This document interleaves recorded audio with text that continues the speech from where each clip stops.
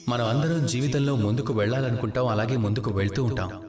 ఏ వ్యక్తి అయినా సరే జీవితంలో ముందుకు వెళ్ళాలంటే తన మార్గంలో అడ్డంకులు తప్పకుండా వస్తాయి.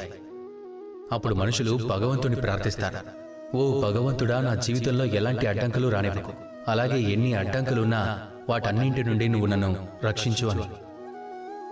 అలా వారు పూర్తిగా నిరాడంబర జీవితం కావాలని కోరుకుంటారు. నిజం చెప్పాలి అంటే ఈ అడ్డంకులనేవి ఒక మోతాదు వరకు మనకు చాలా అవసరం.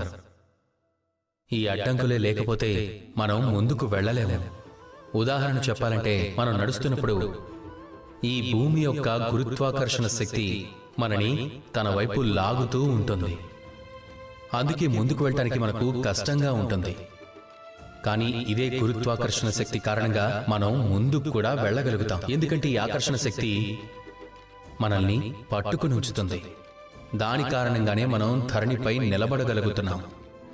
ఒకవేళ ఆకర్షణ శక్తి లేకపోతే మనం సమతుల్యాన్ని కోల్పోతాం. ఆ సమతుల్యం కోల్పోతే నడవటం అసంభవం అవుతుంది. కాబట్టి ఎప్పుడైనా జీవితంలో పూర్తిగా నిరాడంబర జీవితాన్ని జీవించాలని కోరుకోండి. అడ్డంకులు వచ్చాయంటే ఏదో ఒక కారణం వల్లే వస్తాయి. అవి ఎందుకు వస్తాయో అర్థం చేసుకోండి, వాటిని స్వాగతించండి. దానివల్ల మీరు నేర్చుకున్న పాఠమే మిమ్మల్ని ముందుకు తీసుకెళ్తుంది.